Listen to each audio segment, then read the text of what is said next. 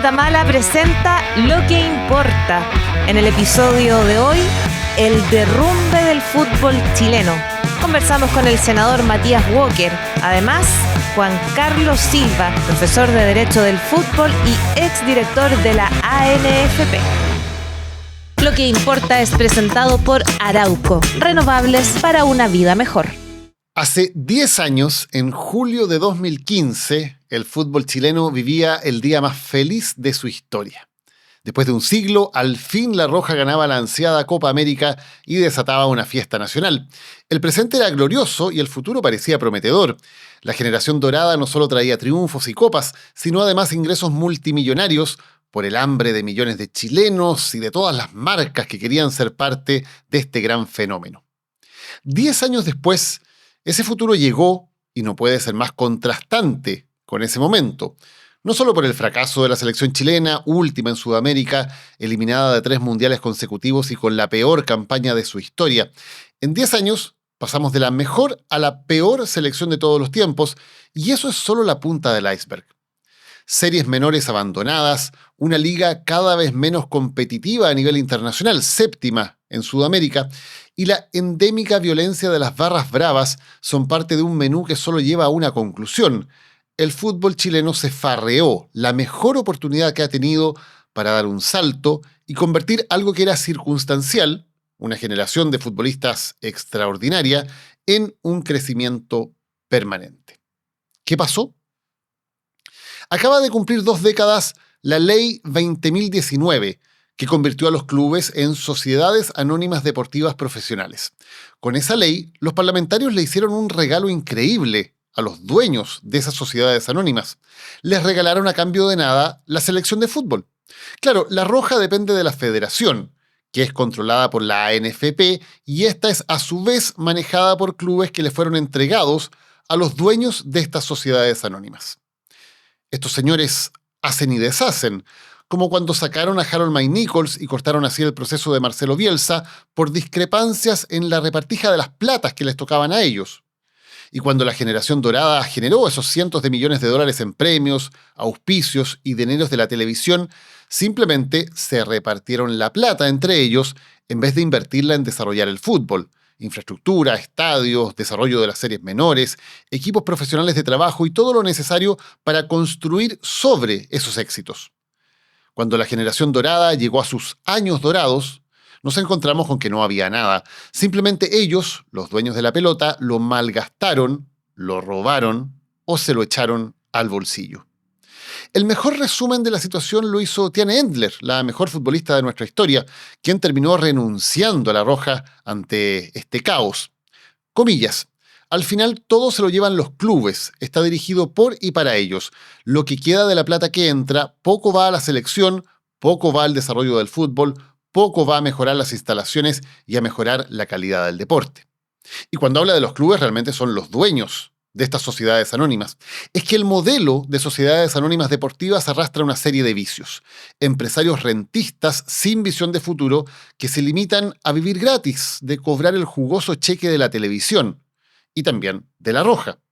Representantes todopoderosos que manejan futbolistas, a los clubes y a la selección, usando las sociedades anónimas como simples peones para sus movimientos financieros. Sociedades oscuras en que ni siquiera sabemos quién está detrás de la propiedad de esos clubes. 20 años después de la ley y 10 años después de la Copa América, un proyecto que avanza en el Congreso intenta corregir algunos de estos problemas, terminar con la multipropiedad, sacar a los representantes de la propiedad de los clubes, conocer a los dueños finales y convertir a la Liga Chilena en una sociedad anónima para mejorar su control financiero, lo que significaría el fin de la ANFP como corporación.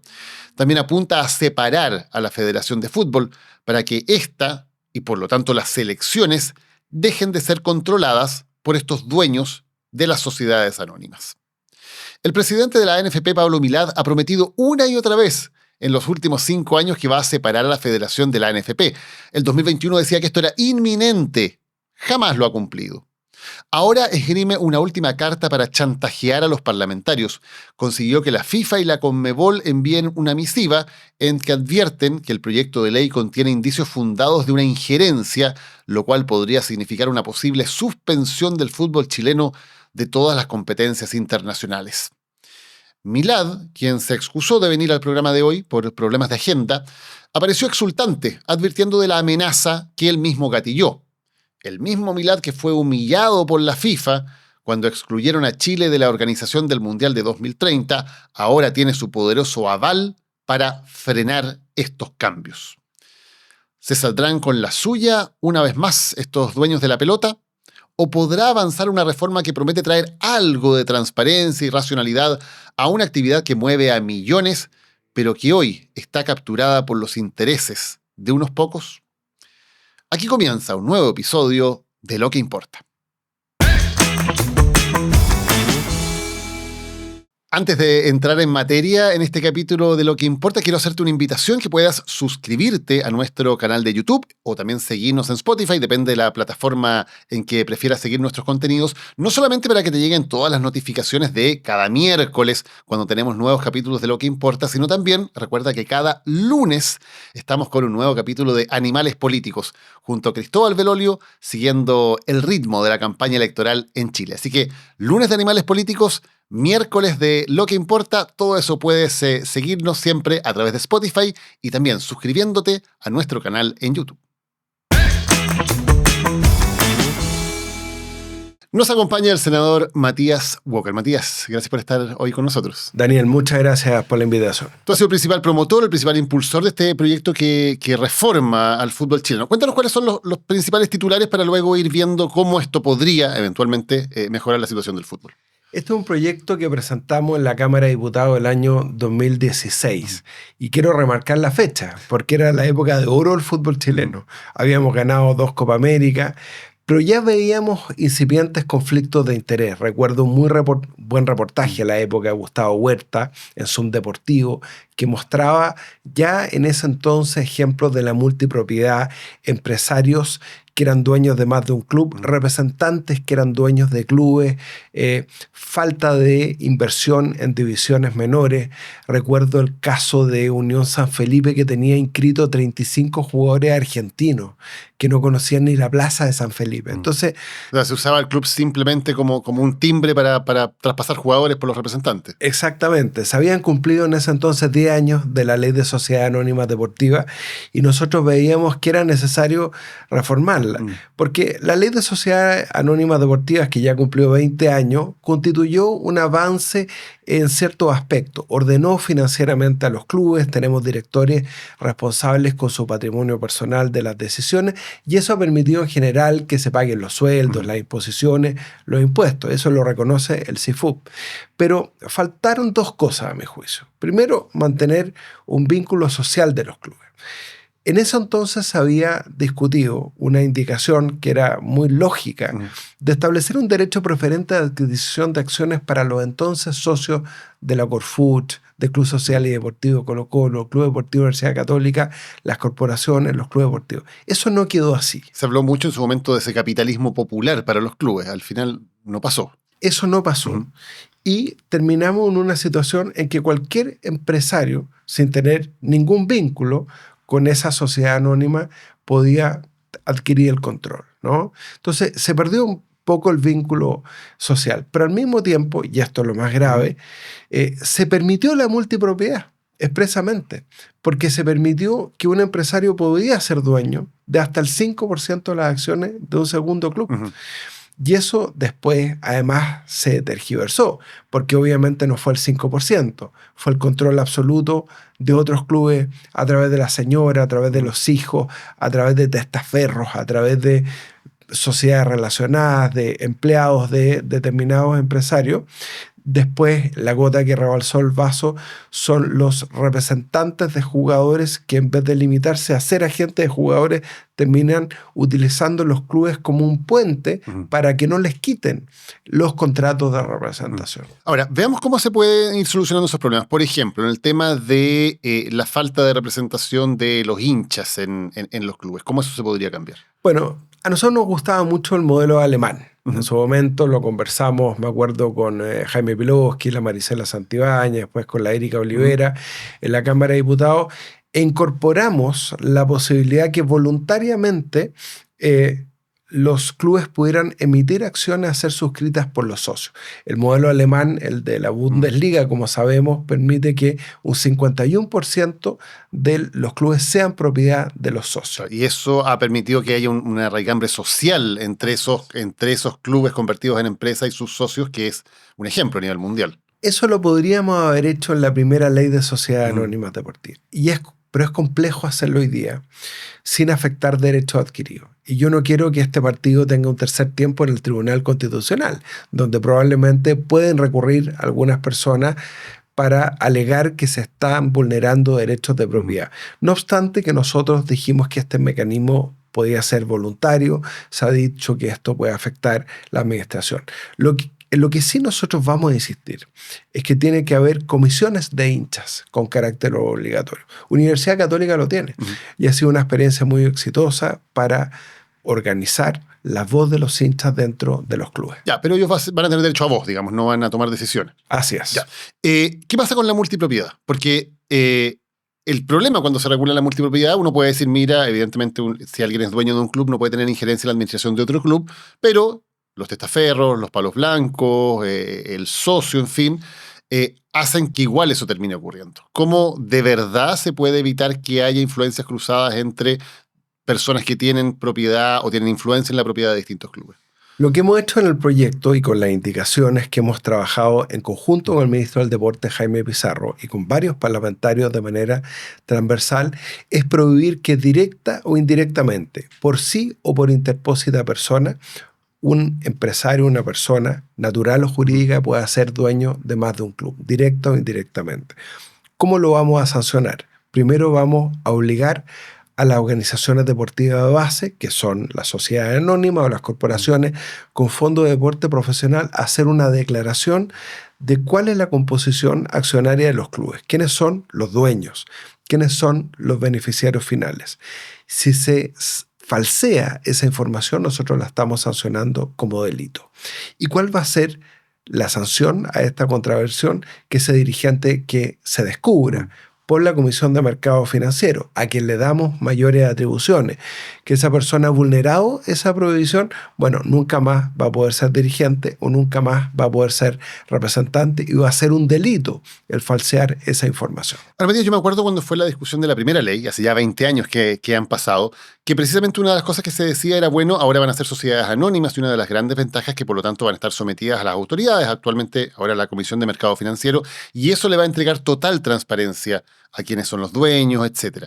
Pero hemos visto que en la práctica eso no se cumple. El caso más claro es el de Azul Azul, la concesionaria de la Universidad de Chile, que por mucho tiempo no supimos quién era el dueño, ahora aparece de pronto un dueño que nadie sabe de dónde sacó la plata para hacerse con el control de la administración. Entonces, da la impresión de que con las reglas actuales eso ya no debería pasar.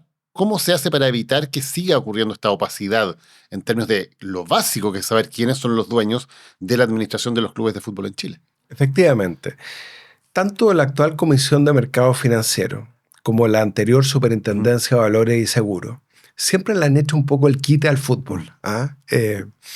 La pelota ha pasado por al lado de alguna manera y no se han sentido cómodos porque han dicho, mire, no tenemos facultades suficientes, la estructura societaria es más difícil, en su mayoría son sociedades anónimas cerradas. Pues bien, les dijimos y creamos una norma en este proyecto que viene hace mucho tiempo, lo habíamos presentado con el exdiputado Jorge Burgos, estableciendo que las sociedades anónimas deportivas, independientemente que se constituyeran como abiertas o cerradas, para los efectos de su fiscalización, que eran sujetas a la fiscalización y a las normas de publicidad, como si fueran sociedades anónimas abiertas. Y eso lo estamos consagrando en el proyecto y le estamos dando más facultades a la Comisión de Mercado Financiero. Ahora fue Solange Bernstein a la comisión y dijo, mire, yo no sé si nosotros como consejo nos vamos a poder hacer cargo, y nosotros le dijimos, perdón, nosotros somos los legisladores y si nosotros les damos facultades, ustedes tienen que ejercer. ¿Y por qué esa resistencia a meterse en el mundo del fútbol y hacer cumplir las reglas como en cualquier otra actividad económica? Eso habría que preguntárselo a la presidenta de la Comisión de Mercado Financiero. Estas indicaciones que nosotros presentamos en conjunto con el Ejecutivo fueron puestas en conocimiento previo de la Comisión de Mercado Financiero a través de la subsecretaria de Hacienda, Heidi Werner, que ha sido un gran apoyo a este proyecto, y no hubo ningún obstáculo por parte de la Comisión de Mercado Financiero. O sea, hubo una etapa prelegislativa en que les consultamos su opinión. Y efectivamente el caso de Sartor, para no eludir la pregunta, que es la propietaria de Azul Azul, la concesionaria Universidad de Chile, por problemas que no sabemos quiénes son los dueños de Sartor.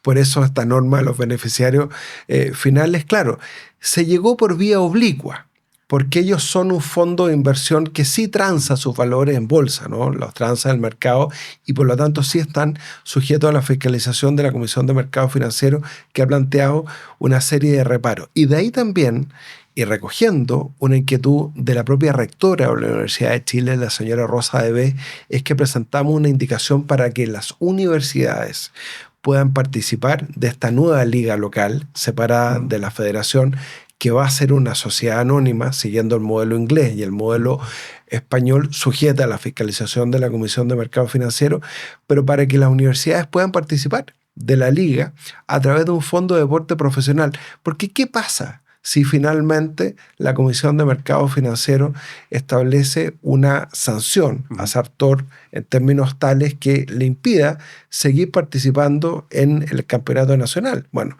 ahí tiene que haber un plan B en este caso para que la universidad, en este caso la Universidad de Chile, pueda recuperar el club deportivo. Hablemos de cómo funcionaría esta liga, porque en la práctica se acaba la NFP, que la Nacional de Fútbol Profesional es una corporación hoy día. Esta cosa tan rara de que son una serie de sociedades anónimas que controlan una corporación, que además controla a su vez la Federación de Fútbol de Chile y por lo tanto controla la selección chilena.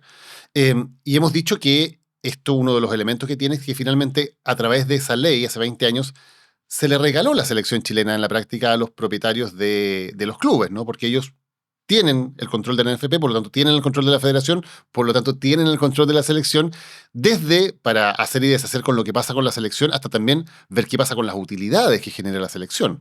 Porque la generación dorada generó cientos de millones de dólares y uno se pregunta, ¿dónde quedó eso? ¿Por qué no se invirtió en infraestructura? ¿Por qué no se invirtió en series menores? ¿Por qué no se invirtió en generar las nuevas generaciones doradas? En seguridad, los estadios, en control biométrico. ¿Qué pasó ahí? ¿Cuál es el diagnóstico en primer lugar que hacen de qué ocurrió con esa enorme cantidad de recursos que debieron ir para dar un salto de calidad en el fútbol chileno y que finalmente parece que se perdieron? Bueno, esa es la anomalía.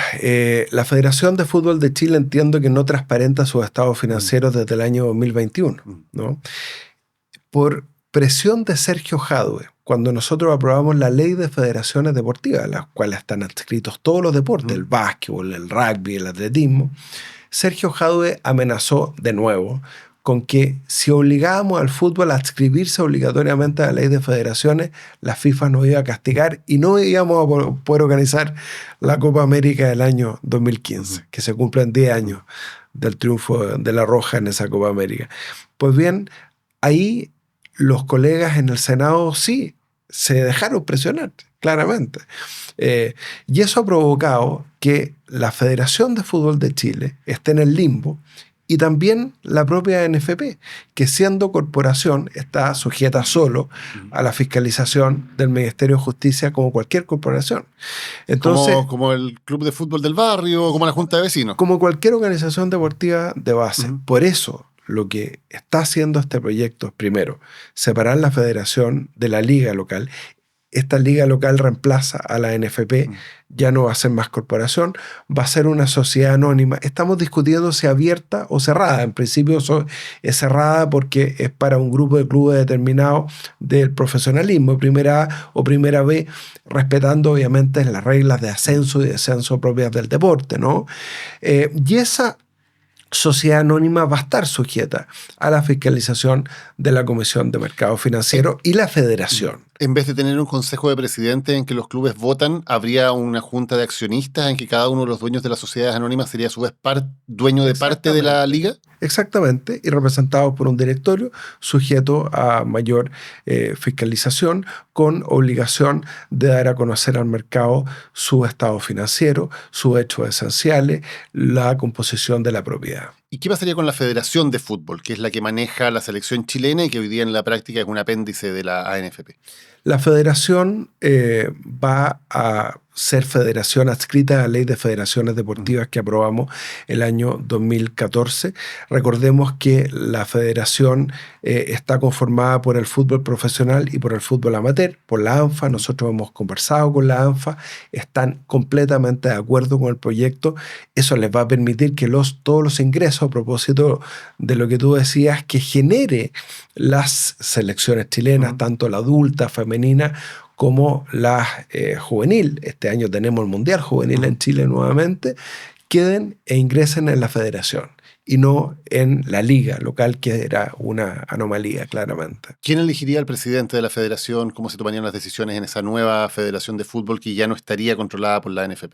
En eso vamos a respetar los estatutos propios de la federación, respetando la autonomía de los grupos intermedios, que es un principio constitucional. Pero sí estamos estableciendo una inhabilidad, que es la que le preocupa a Pablo Milad. Y esa es la madre del cordero. Porque nosotros estamos estableciendo, a propósito de los conflictos de interés, que tenemos que hacernos cargo, una cosa que es lógica: que el presidente de la federación no haya sido en los últimos 5 años dirigente de la NFP. Porque usted comprenderá, si al día siguiente de publicada esta ley aparece Pablo Milad, ya no como presidente de la NFP, sino que como presidente de la federación, o Jorge Yungue, ¿qué es lo que va a decir los hinchas del fútbol? Oye, echa la ley, echa la trampa. O sea, acá nos están metiendo el dedo en la boca, esto es una burla. Entonces nosotros creemos que, a propósito de los conflictos de interés, es sano que quien asuma el directorio de la nueva federación no haya tenido vínculo con la federación, con la NFP en los últimos 5 años. Pero ¿cómo? Entiendo lo de la autonomía de los cuerpos intermedios, Matías, pero ¿cómo funcionaría esto? O sea, ¿quiénes estarían sentados tomando las decisiones de quién va a ser el nuevo presidente de esa federación?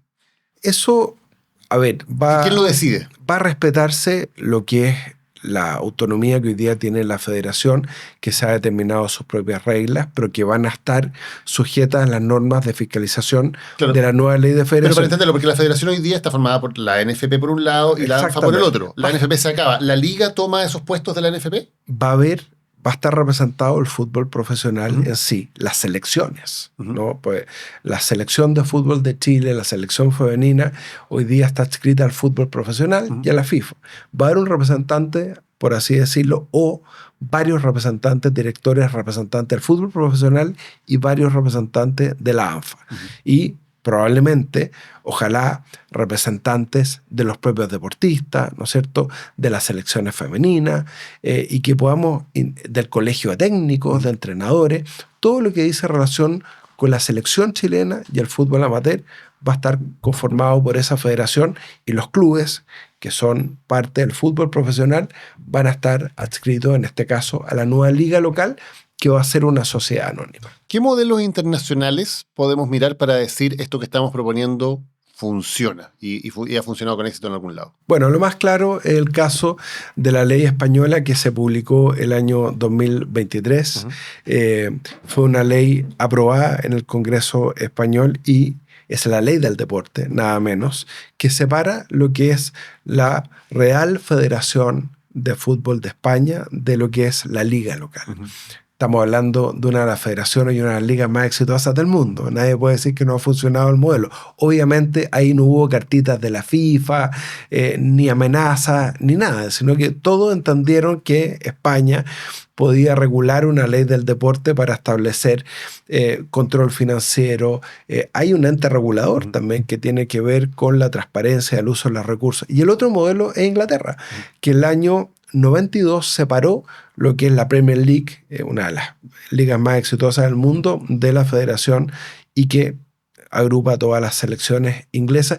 Y hay un ente regulador en Inglaterra que vela por la transparencia en el uso de los recursos, que es público. Ahí tampoco hubo cartas de la FIFA. Ahora, este proyecto de ley iba bastante bien porque no solamente ustedes lo han impulsado, el gobierno también ha patrocinado y están trabajando en conjunto con el gobierno. Hay un apoyo evidente de la opinión pública, porque claro, hace 10 años tal vez no había tanta claridad de los problemas, pero hoy día son evidentes los problemas y la opinión pública los respalda.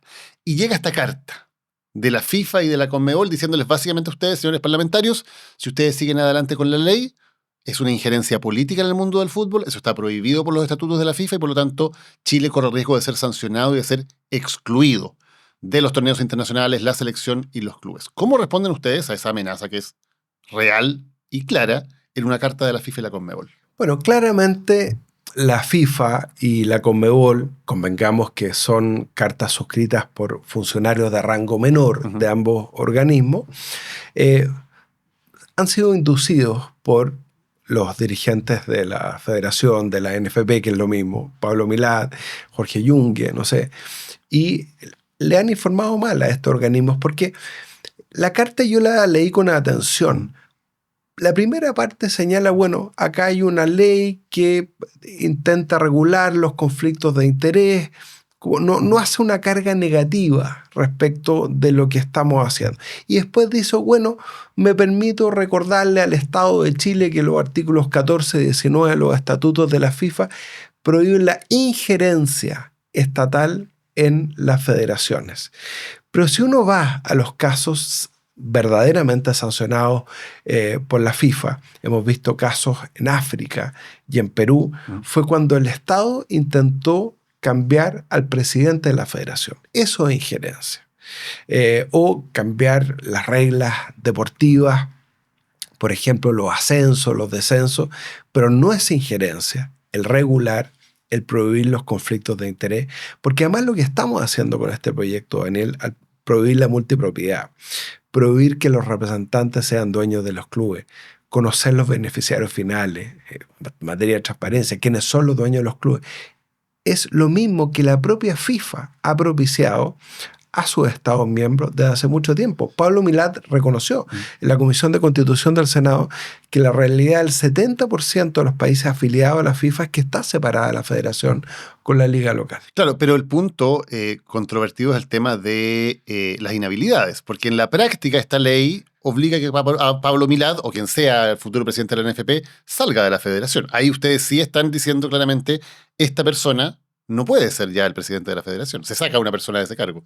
Las leyes son abstractas, generales y permanentes. Ya, pero tienen un efecto particular. Como me enseñó mi profesor de Introducción al Derecho, Jorge Correa Sutil.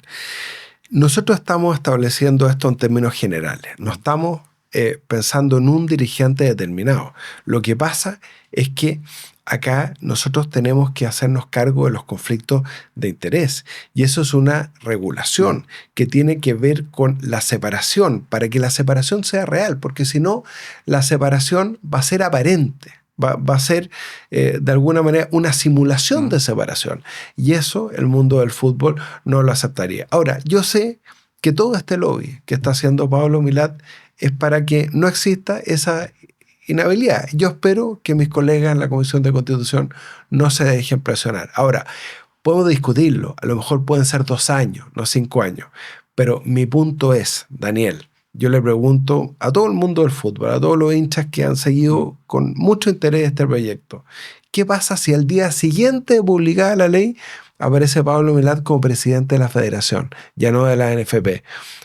¿Qué van a decir los hinchas del fútbol? Oye, ¿sabe qué? Esto es una burla. Sí, es lo mismo, pero con otro nombre. ¿Y qué pasa si el día siguiente de publicar la ley, la FIFA dice Chile queda excluido de participar en los torneos que organiza la FIFA?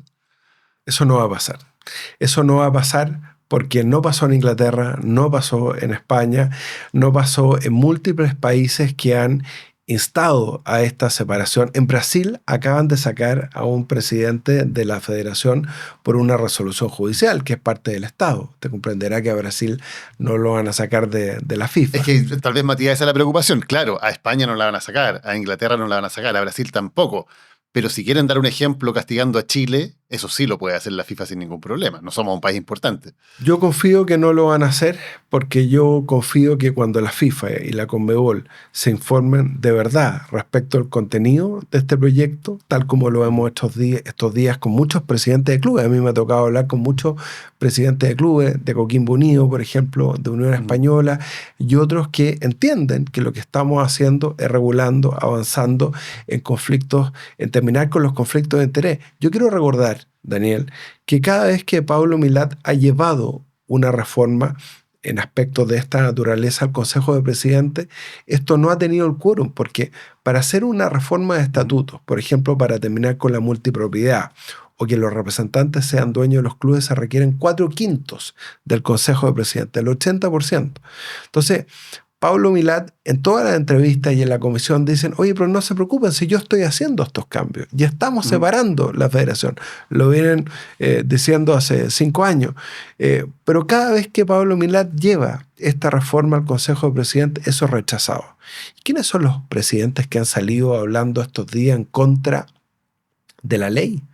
Los dueños de los factoring, que le prestan plata a los clubes no les devuelven la plata, entonces ellos dicen, no se preocupe, voy a capitalizar esa creencia. Entonces terminan siendo los dueños de los factoring, dueños de varios clubes, o los representantes, muchos de ellos argentinos, mexicanos, que terminan siendo dueños de clubes e indirectamente de la selección chilena, ¿no? Volvemos a lo mismo. Entonces hay dos alternativas, Daniel. O no hacemos nada, o mantenemos el status quo en este momento que el fútbol chileno está en el fondo, que estamos 10º en las clasificatorias, se clasificaban 7, teníamos todas las posibilidades de clasificar al Mundial, o realmente hacemos un cambio. Porque los que somos futboleros, los que vamos al estadio, sabemos que todo lo que ocurre fuera de la cancha repercute en lo que pasa dentro de la cancha. Y cuando hablábamos de la historia, Matías, tú recordabas que hace 10 años hubo una discusión más o menos parecida cuando se hizo la ley de las federaciones deportivas, que es una ley muy importante, porque una de las cosas también que hablamos de cómo se ha quedado atrás el fútbol es que el deporte en general en Chile, el deporte federado ha crecido muchísimo. Nosotros estuvimos acostumbrados por décadas que el deporte federado era sinónimo de escándalos, de corrupción, de robo. El Comité Olímpico era prácticamente un chiste, como cada presidente salía acusado de corrupción. Y eso ha ido cambiando, ha ido mejorando muchísimo en Chile. Tuvimos los Panamericanos que son un orgullo, tenemos medallas olímpicas, pues se ha hecho una buena pega ahí. Y el fútbol quedó fuera. Y tú recordabas por qué quedó fuera. Porque el entonces presidente de la federación, Sergio Jadue, hizo exactamente la misma movida que Milad y les dijo a los parlamentarios, si ustedes hacen esta ley, la FIFA nos va a sancionar. Y los parlamentarios le hicieron caso, se dejaron llevar, digamos, por esta presión. ¿No crees que va a pasar lo mismo y que nuevamente con este aval de la FIFA, el fútbol chileno o los dueños del fútbol chileno van a lograr decir, el Estado aquí no se puede meter porque esto es un ente autónomo y si se meten nos sancionan? Yo confío en mis colegas. Yo confío en los colegas que no se van a dejar presionar, que vamos a seguir adelante. Hemos tenido el respaldo de todos los diputados, además de la Comisión de Deportes. Este proyecto después va a ir a la Cámara de Diputados, se han comprometido a ratificarlo en tercer trámite para que esto sea ley este año. ¿Por qué es importante que sea ley este año? Porque el próximo año hay renovación del directorio de la NFP. Y es muy importante que ese Consejo de Presidentes no está integrado por los dueños de los factoring, los extranjeros que son dueños de varios clubes o agentes de jugadores que utilizan a esos clubes como clubes puentes para extorsionar a los jugadores, para no invertir en divisiones menores. Tenemos que seguir adelante, ya tocamos fondo. Efectivamente, me tocó participar de un seminario con el Comité Olímpico, estaban todas las federaciones, a propósito de nuestra ley de delitos económicos que establece modelos de prevención del delito, que también se aplican a todas las personas jurídicas y por tanto a todas las federaciones. Y me decían, ¿por qué, senador, el fútbol no? ¿Por qué nosotros estamos obligados a cumplir con toda la exigencia de la ley de federaciones? Ahí el Comité Olímpico nunca reclamó porque estábamos regulando las federaciones deportivas, como existe la ley del deporte en España, como existe en la mayoría de los países del mundo. Entonces, yo creo que esta amenaza, esta cartita firmada por un funcionario de rango menor de la FIFA y la Conmebol que se recetó, Pablo Milad, no nos puede amilanar. ¿No se van a dejar amedrentar los parlamentarios? No nos vamos a dejar amedrentar. Matías Walker, gracias por habernos acompañado hoy hablando de un tema que importa. Encantado. Para Arauco, transformar la madera es un trabajo, pero transformar el mundo es lo que importa. Lo bueno de ser renovables es conservar el presente para construir el futuro. Arauco, renovables para una vida mejor.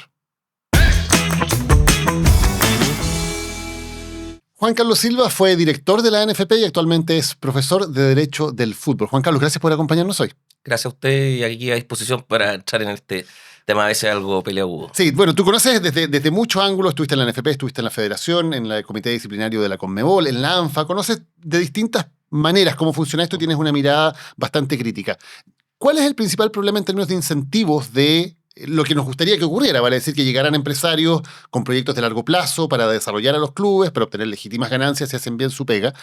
¿Por qué eso no ha ocurrido, o ha ocurrido en algunos casos, para no ser injusto, y en cambio vemos tantos casos en los que no parece que esa fuera la prioridad de los dueños de las sociedades anónimas? Sí, yo creo que ha venido progresivamente ocurriendo una necesaria y lógica énfasis desde hace, no sé, quizás 20, 30 años de entender esto que es una industria como tal y no tenerle miedo al nombre, entender que esa industria convive con, obviamente, proyectos deportivos, sociales detrás.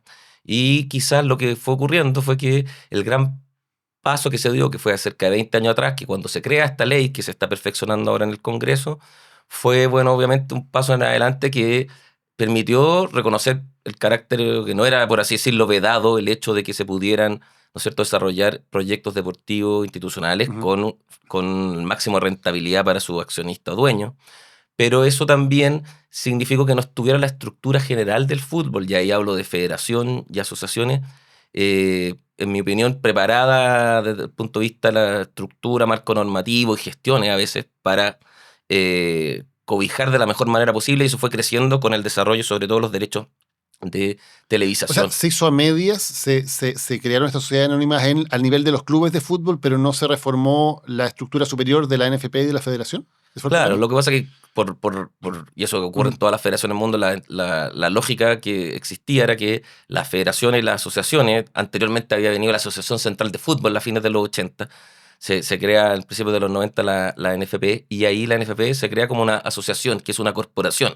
Muchas personas, en términos como legales, como que dudan o no visualizan que la NFP es una entidad sin fin de lucro, por mucho que organiza partidos, vende tickets, comercializa derechos, etc. Lo importante es que, bueno, a esos ingresos los tenga que redirigir en sus propios fines. Y eso hizo que los clubes, y ahí voy a lo de los incentivos, que quizás no se habla mucho, es que para los clubes no es tan relevante cómo se gestione la NFP, porque independientemente de que se generen más o menos utilidades, igual siempre se van a tener que reinvertir en los fines de la propia NFP. Y eso es algo que se ha visualizado poco, porque el día de mañana, y si es que tú como club asociado decides quiénes te representan en la NFP o en la entidad que te organiza la liga, y esa rentabilidad o la mejor gestión o peor que se haga la liga te influye también en lo que se refiere a ti como hoy socio, futuro eventualmente accionista, va a tener un poquito más de alineados los incentivos, yo creo, y que hoy día es muy complejo, en términos así como más ejemplificador. Hoy día un club entra y gestiona, ¿no es cierto?, ciertos derechos propios. El sponsor en la camiseta, no sé, como lo que puede hacer en sus redes sociales. Después hay derechos que le representa la NFP a todos los clubes asociados, que pueden ser los temas, que sobre todo el tema del canal del fútbol, los videojuegos, ciertos derechos de marca. Y hay otros derechos que la NFP negocia directamente sola y que no tienen efecto en los clubes, que el naming right del campeonato y otros derechos equivalentes. Entonces, eso hoy día hace que sea muy complejo también entender para un club y para la NFP como ente rector, bueno, qué derechos tiene en cada instancia, cada ente. Y a eso voy yo que creo que más allá de las discusiones que tenemos en el último tiempo con el tema de la Carta de la FIFA, la Conmebol hoy día, el gran desafío que tiene el fútbol es ordenarse respecto a sus incentivos a 10 años de lo que fue el escándalo FIFA, que también tuvo bastante que ver con eso. ¿Qué pasa con los incentivos, o mejor dicho, los objetivos de quienes son hoy día los propietarios de los clubes? Porque uno lo que ve es que hay varios, no quiero generalizar ni decir que son todos, pero hay muchos de las propiedades de los clubes que tienen más que ver con otro tipo de intereses, con factoring que han logrado, por ejemplo, quedarse con parte de la propiedad de los clubes, con representantes que se hacen directa o indirectamente de la propiedad de ellos para usarlos con otros fines. ¿Cuáles son los objetivos realmente hoy día de los dueños del fútbol en Chile?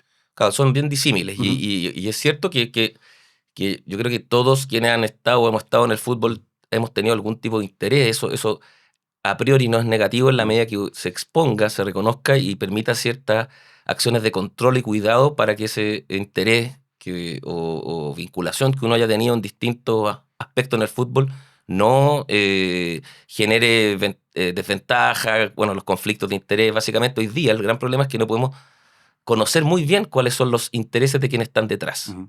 Y yo creo que anteriormente lo que existía en clubes de colonias generalmente, ¿no es cierto? En algunos clubes de regiones. Bueno, había una vinculación importante de quienes decidieron, bajo este nuevo modelo de sociedades anónimas deportivas profesionales de hace ya 20 años, poner parte de su patrimonio para propiciar lo que era el vínculo con la colonia y el deporte, el fútbol, o la vinculación de un determinado empresario regional. Y eso se fue perdiendo. Eso se fue perdiendo. ¿Quiénes fueron entrando? Sí, yo creo que hay un tema que se habla poco que afectó bastante, que fue que en algún momento la FIFA prohibió que las personas naturales o cualquiera tercero o persona natural jurídica distinto a los clubes tuviera los derechos económicos de los jugadores. ¿Y qué son los derechos económicos?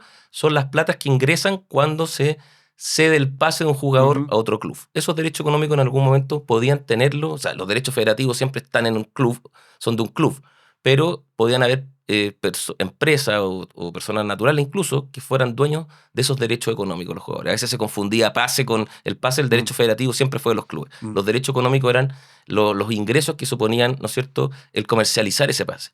Y ese cambio, que fue positivo, obviamente, se ha vinculado poco con que para algunos representantes o personas que querían tener mayores ingresos en el fútbol, la forma de poder evitar que esa limitación, ¿no es cierto?, de que solamente clubes sean los dueños de los derechos económicos de los pases, fue adquiriendo clubes. Fue adquiriendo clubes, por lo tanto, con eso un eventual representante de varios jugadores también podía eventualmente beneficiarse de la venta de esos derechos. ¿Podemos poner nombres de quiénes lo han hecho? ¿En qué clubes ha ocurrido esto? Lo que pasa es que hoy día también es un poco irresponsable apuntar con el dedo y decir tal o cual, no porque no exista la aprehensión, o incluso el propio presidente de la Federación y la NFB, Pablo Milad, ha dicho que existe la multipropiedad. Presidente Colo-Colo, cuando hubo el conflicto entre Colo-Colo y Universidad de Chile, que se judicializó en el fútbol el término del campeonato, decía, bueno, 2 más 2 son 4, y trató de vincular a Huachipato con la Universidad de Chile. El punto es que hoy día, y el gran problema que yo creo que existe en el fútbol, es que la mentira respecto a quién está detrás de los clubes es bastante... No hay ningún costo por mentir. Hoy día existen normas internas del fútbol, que es el reglamento de licencia, que cada club tiene que cumplir con una serie de criterios de infraestructura, deportivos y también legales, donde debes informar quiénes son los propietarios que están detrás de los clubes, cuáles son las mallas societarias y emitir declaraciones juradas que no tienes interés en otros clubes ni propiedad. En estricto rigor, si nos ceñimos a eso, uno diría, bueno, el fútbol chileno está libre de tener, ¿no es cierto?, multipropiedad o conflictos de interés. Pero resulta que eso termina siendo algo que choca bastante con la realidad y lo que se comenta en la práctica. Por eso que finalmente muchas veces cuando el fútbol no es capaz de, con sus propias normas, que son legítimas que las tenga, lograr combatir ciertos problemas que son ya están bastante enquistados, en mi opinión, no queda otra que esto se haga desde la legislación nacional. ¿Y cuáles son los intereses que hay acá? Porque hablamos, por ejemplo, del interés de estos representantes, que básicamente quieren tener clubes de fútbol para utilizarlos para que esos clubes sean los dueños de los derechos económicos, en la práctica mantener ellos los derechos económicos, aunque está prohibido, a través de la utilización de los clubes. ¿Qué pasa con esos clubes de fútbol que son instrumentalizados para un fin que no tiene nada que ver con el fin que deberían tener, que tiene que ver con la representación de la comunidad local, con engrandecer a esos clubes, en fin, y se les utiliza para otro fin, que es totalmente distinto, que es un interés particular de irse por el lado de una norma y de violar en la práctica el espíritu de una norma que dice que los representantes no tienen que ser dueños de clubes, de los derechos económicos de futbolistas? Sí, generalmente lo que pasa, no pueden haber excepciones, pasa con esos clubes que obviamente enfocan toda su gestión en lo que puede hacer. Primero, los jugadores permanecen muy pocas temporadas en los clubes. Segundo, hay poca inversión, se tiene que cumplir con la exigencia que da el fútbol, ¿no es cierto?, de tener las categorías en el fútbol joven, pero también generalmente no hay mayor inversión en lo que tenga que ver con el fútbol joven, porque esos negocios son a escala, incluso se dan a más allá de distintos países. Hay dueños de clubes chilenos que tienen clubes en otras partes o que señalan que el negocio importante es un negocio a escala, y eso también genera complejidades que se han abordado poco. Hoy día, a un dueño de un club que con su patrimonio personal compra un club para desarrollar un proyecto más vinculado a lo social o deportivo, que no tiene 2 o más clubes, compite en desigualdad de condiciones porque el acceso al precio de los jugadores o negociar contratos de sponsor o marketing para tu club. Obviamente, si tú tienes más de un actor en un campeonato, tienes mayor posibilidad de negociación. Esos son aspectos que incluso no se han profundizado, que yo creo que también hay que poner sobre la mesa como parte de las complejidades que este modelo ha ido generando. ¿Qué pasa con los ingresos que recibe el fútbol? Porque no solamente están por un lado los ingresos de la selección, que generó cientos de millones de dólares en la generación dorada por distintas fuentes. Además está el tema de los ingresos de la televisión, que son ingresos muy jugosos, digamos, que es un cheque mensual. Y además estuvo todo este tema de la venta del canal del fútbol.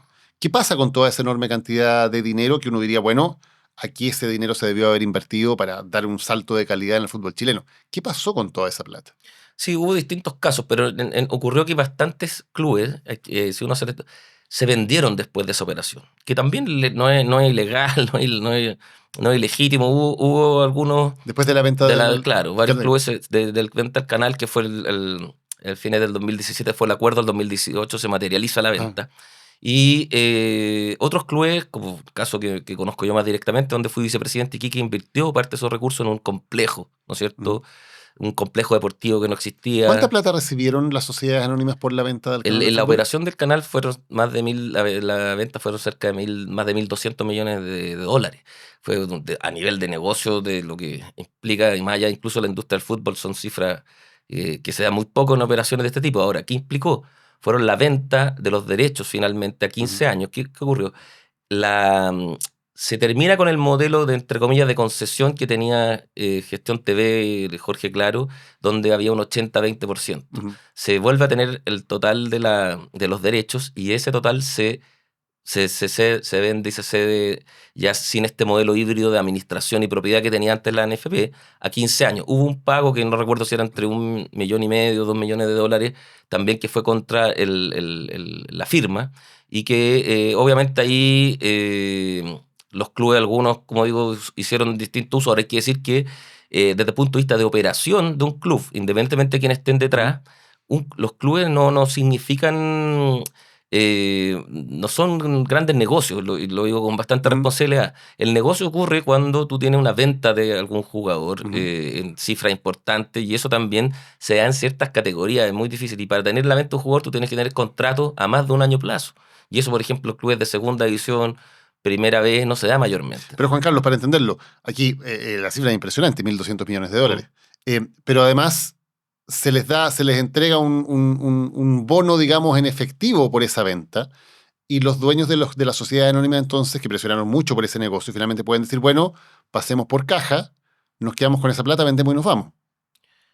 Algunos casos podrían haberlo hecho y otro también hubo que pagar impuestos, todo un tema de ciertas contingencias, pero en el fondo es parte también de la variable más comercial o de rentabilidad que en ese momento tuvo. Yo creo que mirando en los últimos, no sé, 30 años ha sido el momento quizás de mayor rentabilidad, donde el fútbol sí realmente fue un negocio. Hoy día quien compre un club, yo aseguro que no va a tener una posibilidad de rentabilizarlo mucho. Claro, porque, de nuevo, es todo a corto plazo. Uno se pregunta cómo un negocio que genera 1.200 millones de dólares o todos los cientos de millones de dólares que generó la selección, etcétera, se mira sencillamente por parte de muchos de estos propietarios con otros intereses que son distintos al bienestar a largo plazo de los clubes, o como un negocio para hacer una pasada, cobrar el cheque e irse. Ese es el problema. ¿Cómo hacemos que los incentivos no sean esos al momento de entrar al negocio? Bueno, yo creo que hay dos cosas. Uno, cómo se puede regular directamente el fútbol. Y hay regulación, hay una unidad de control financiero en la NFP que por lo menos busca que se cumplan con las obligaciones laborales y previsionales, se denuncian cuando hay infracción al respecto, funciona la institucionalidad del fútbol al respecto, lo mismo con el fair play financiero, que te establece un margen de cuánto de los ingresos que tú tienes puedes destinar al pago también de tu planilla de sueldo para ser responsable en ese aspecto. El punto quizás más complejo, el que hablábamos anteriormente. Hoy día pareciera ser que se dice alguna cosa dentro del organismo y normativa interna del fútbol, y si eso se profundiza o se investiga, al parecer quienes señalan ser dueños o controladores de un club no lo son tal, y finalmente la única vía con la cual se pueda llegar creo yo, a conocer eso, tendría que ser con una participación más activa del Estado. Comisión de Mercado Financiero, Servicio de Impuesto Interno, y yo creo que en algún momento eso va a terminar ocurriendo. Ahora, Juan Carlos, uno cuando te escucho diría, el negocio de los clubes debería ser efectivamente, por ejemplo, invertir muchísimo en series menores, porque una de las maneras de rentabilizar esto es lograr jugadores que luego sean vendidos en altas cifras al extranjero. Y hay algunos países donde uno le da la impresión de que efectivamente ese modelo funciona. ¿Por qué eso no ocurre en Chile?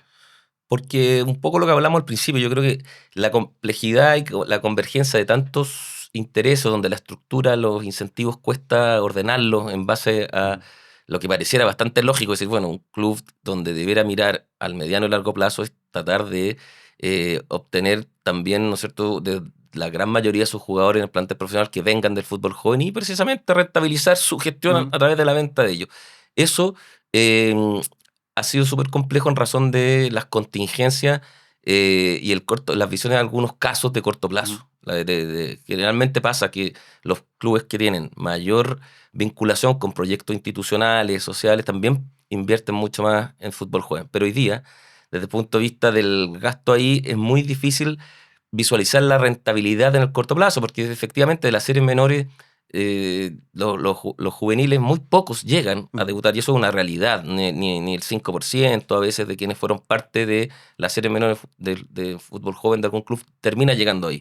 A lo mejor parte de eso ocurre porque quizás se está desarrollando en algunos casos ese fútbol joven más por cumplir que por visualizar o tratar de potenciar ahí un activo futuro para los clubes. Claro, de hecho ha habido todo un debate acerca de cómo más bien cortar costos en el marco de la NFP con los gastos, entre comillas, que significa el fútbol Claro, joven. de hecho ahí, bueno, ahora eso en otros países existía y volvemos a esto que es poco claro quién tiene que costear qué o qué derechos tienen los clubes, qué obligaciones tiene la NFP. En otros lados, efectivamente, la gran mayoría de los costos del fútbol joven tiene que salir de los clubes. Ahora, eso si es que estuviera más ordenado y bien estructurado, qué es federación, qué son clubes, creo que se podría propiciar más fácil. Pero en mi opinión, si se llega a aprobar, así como tiene aspectos positivos, negativos, el tratar de profesionalizar mejor la gestión de la liga y una nueva como estructura jurídica como sociedad anónima, sí va a ser importante que se establezcan, quizás hasta por ley propia del fútbol, un porcentaje de los ingresos que vaya a la inversión del fútbol joven. A nadie le gusta que te obliguen a destinar parte de tu ingreso a determinados fines. Pero el gran riesgo que yo veo bajo el nuevo modelo que se va a generar ante una nueva estructura legal del fútbol es que no va a haber un incentivo porque se va a querer rentabilizar obviamente en el corto plazo. Entonces se tiene que finalmente establecer algún porcentaje de los ingresos que tengan los clubes que vaya directamente y que se verifique y que sea directamente real el desembolso en el fútbol joven. Juan Carlos, ¿qué parte de la responsabilidad aquí la tiene Pablo Milad y qué parte esencialmente estructural? Y da lo mismo que en esté a cargo de la federación. Hay una gran parte estructural. Yo creo que hoy día, lamentablemente, yo fui parte del directorio que presidió Arturo Salá desde el 2016 hasta mediados del 2018. Y lo que ocurría es que finalmente, o sea, la estructura actual hace que necesariamente uno dependa del criterio, trayectoria o experiencia de quienes deciden apostar a dirigir fútbol profesional, tanto sobre todo la NFP, porque la federación hoy día opera bastante, o sea, no gestiona las selecciones, por el estatuto de la federación se delegan en la NFP, la administración de las selecciones y de la representación internacional. Existe como entidad, tiene su estatuto, la componen en el directorio 4 representantes de la NFP, 3 de la ANFA, pero claro, básicamente lo que hoy día ocurre es que la estructura es bastante compleja. Puede haber mayores cualidades personales o de gestión de uno u otro lado. Y el gran problema es que Pablo Milad o cualquier quizás otro presidente que estuviera ahí va a tener que gestionar intereses de corto plazo de sus clubes asociados. Muchas veces sus intereses de corto plazo son contradictorios entre uno y otro. Entonces, eso impide desarrollar proyectos, ni siquiera estoy hablando de lo que hablamos de los clubes, sino proyectos institucionales que tengan que ver con las selecciones, que tengan que ver con un campeonato a un mediano o largo plazo. Y finalmente no hay ningún incentivo para que algunos dirigentes no sé, que tengan alguna destacada trayectoria en otros ámbitos o sectores quieran también entrar al fútbol, que ven solamente un costo. ¿Y crees que esta amenaza de la FIFA y de la Conmebol de sancionar al fútbol chileno si se aprueba el proyecto de ley, ves que es una amenaza real? O sea, creo que a la FIFA no le va a gustar que se diga que la amenaza no es real. Ujú. Eso, han existido, yo creo que por algo también las sensaciones como, bueno, están amenazando cuando le están apretando el zapato, por así decirlo, al fútbol. No es bueno que el fútbol se muestre como isla, república independiente, como no pudiera ser regulada, sobre todo en las contingencias actuales. Pero efectivamente también es entendible que la FIFA quiera establecer ciertos mínimos que permitan ordenar el funcionamiento de las federaciones miembros para efectos de que no tenga que lidiar con legislación y particularidades propias que haría muy difícil su gestión. Ahora, que eso tenga y justifique mostrarse como, bien, ¿sabe qué? O nos hacen caso a nosotros, cualquier legislación interna termina siendo una injerencia, no. Claramente no. Podría haber cierta complejidad si se regula mucho quiénes pueden ser o no presidente o directores de una Claro, federación. es que hablábamos eso con el senador Matías Walker, ¿no? Que ese parece ser el punto finalmente de conflicto aquí. Esta inhabilidad para que los miembros de la ANFP sean también miembros de la federación o para que el presidente sea el mismo, que es en la práctica lo que ha ocurrido todo este tiempo. Y esa inhabilidad parece ser aquí el meollo del asunto. ¿Deberían los parlamentarios olvidarse de esa parte de la ley o deberían impulsar la pese a esta Claro, amenaza? pero eso es súper relevante porque finalmente si uno limpia todo lo que puede significar esta carta, quizás ese es un punto y que podría tener cierta razón. El problema es que utilizar este mecanismo de la carta y en el fondo, que ojo, también la NFP mandó una carta al día, el 1 de julio, Ujú. al día siguiente que se iniciaron las votaciones particulares en la Comisión de Constitución del Senado, donde no solamente hacía ver este problema más específico que podría tener un sentido, sino que dice que se afectaría la naturaleza y atribuciones de la federación. Eso no es efectivo y también no creo que ayude. Este es un proyecto que fue mencionado por el presidente en su cuenta pública, podría llegar a ser, ojo, que son indicaciones del Ejecutivo. Entonces también poner a un gobierno que está próximo también a colaborar bastante en la organización de un Mundial Sub-20 en contraposición a la FIFA y la Conmebol, no creo que sea la mejor forma de estrategia. El Congreso, si ve que hay una o dos normas que se puedan perfeccionar, lo va a hacer. Pero creo que decir que aquí se está afectando la naturaleza de la federación, yo lo digo responsablemente, no se está afectando para nada. Pueden haber aspectos técnicos que mejorar. Y precisamente en torno al rol del Estado. El Estado ha hecho inversiones enormes en el mundo del fútbol.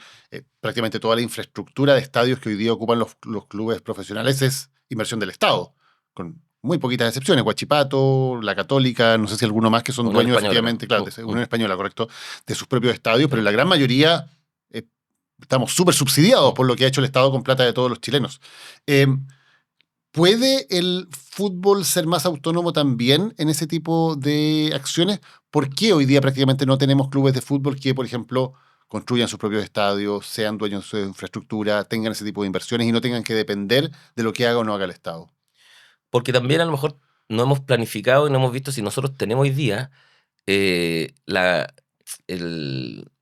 18 millones de personas caben tantos clubes. Ya hablamos de 32 clubes, pero nos olvidamos de cerca de 12, 13 clubes que están en la segunda división, que son parte de la NFP, son socios, aunque no sean parte de su consejo presidente. No tienen derecho a voto. No tienen derecho ni a voto, lo cual también jurídicamente es una anomalía, porque cualquier socio de una corporación tendrá el mínimo derecho de asistir a la asamblea de socios, incluso elegir a sus órganos directivos. Entonces, hoy día existe también, no se ha estudiado el mercado de lo que significa el fútbol y cuántos clubes, y si es que efectivamente la cantidad de clubes que existen, pensando en quiénes son los seguidores de cada club, permite un desarrollo también. ¿Deberían ser menos? De ese menos. Yo creo que debería pensarse a mediano plazo en que los clubes de la primera B con la segunda división se generara una eventual fusión, que tuviéramos dos divisiones, porque claramente los mismos hechos de la televisación te demuestra que la segunda división termina siendo para la NFB y para los otros clubes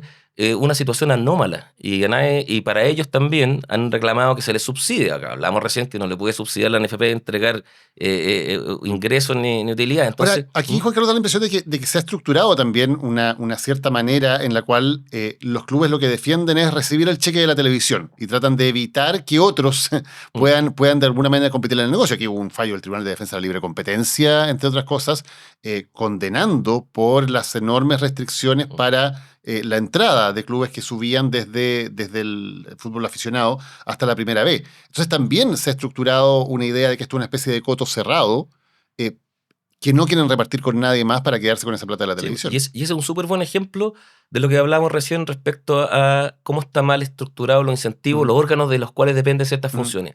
Y doy el ejemplo. El gran problema que tuvo Valdivia, Barnechea, Iberia en su momento con la cuota de incorporación, nosotros como directiva NFP en ese entonces hicimos un estudio con una empresa técnica importante que nos dijera, bueno, ¿cuáles son el activo, por así decirlo? ¿Cómo valorizamos el hecho de empezar a pertenecer o de ingresar a la primera vez porque vas a empezar a recibir, ¿no es cierto?, dineros del canal del fútbol? Eso tenía obviamente una valorización, no las 30.000, no sé si eran UF, UTM, que realmente era obviamente un cierre. Nosotros llevamos eso a votación al Consejo Presidente, creo que la queríamos bajar a un 10% esa cifra, y perdimos, se logró bajar, no sé, a un 50%. E igualmente eso significó, ¿no es cierto?, las sanciones. ¿Y quién tiene que salir a cubrir o pagar esa multa? Tiene que ser la NFP, cuando en algún momento el directorio que nosotros llevamos lo quisimos bajar, pero los propios clubes asociados, ¿no es cierto?, no lo... Entonces, eso es un ejemplo práctico, real, de cómo a veces esta desestructura y incentivos mal puestos hoy día ha hecho que lo que tú señales no está posible pensar, bueno, ¿cómo desarrollamos esto a 10 años? ¿Cómo vemos que los clubes tengan proyectos que puedan también rentabilizarlo y no tener esta sensación de que hay que buscar por otros lados la forma de rentabilizar el tener un club? Juan Carlos Silva, muchas gracias por habernos acompañado hoy hablando de un tema que importa. Gracias, que estén bien. Muchas gracias por habernos acompañado hoy en este episodio futbolero de Lo que Importa. Recuerda que todos nuestros contenidos están permanentemente en YouTube y en Spotify. Si nos estás viendo en YouTube, puedes suscribirte con el botoncito que aparece ahí en el extremo inferior derecho de la pantalla. Todo eso nos ayuda, como siempre, a que nuestros contenidos tengan más visibilidad, a que puedan ser compartidos por más personas y, por lo tanto, llegar también a una audiencia muy grande. Así que nos ayudas mucho cada vez que te suscribes, o si ya estás suscrito, le recomiendas a un amigo, a un colega, a un familiar que también se suscriba y siga haciendo crecer esta comunidad. Nos encontramos el próximo lunes con Animales Políticos y el próximo miércoles con un nuevo capítulo de Lo que Importa. Lo que Importa es presentado por Arauco, renovables para una vida mejor.